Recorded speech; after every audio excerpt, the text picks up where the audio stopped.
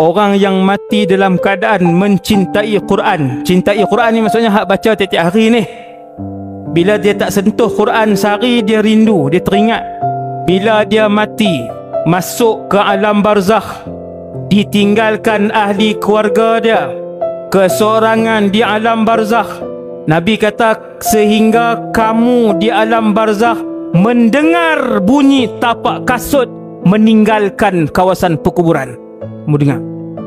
Semua tinggal. Ada anak nak tunggu seminggu di perkuburan? Tak ada. Ada bini kita nak tunggu seminggu? Tak ada. Kawan rapat kita nak tunggu seminggu? Tak ada. Semua pi, semua balik.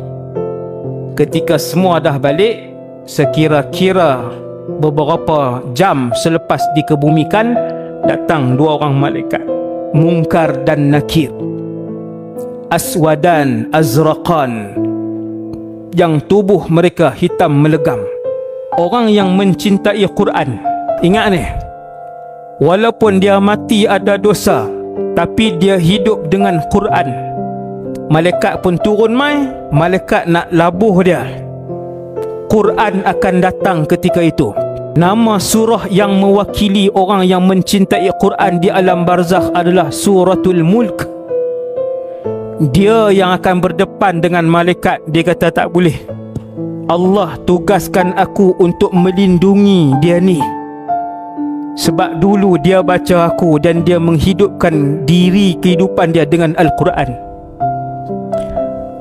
Dalam riwayat itu tersebut, hadis tu, malaikat pergi ke arah kepala, surah ini pergi ke arah kepala. Dia kata tak boleh, kamu tidak akan dapat mengapa-apakan dia ni, sebab dia ni dulu menghidupkan Al-Quran, kalamullah. Quran hak berabuk dah di rumah kita. Baca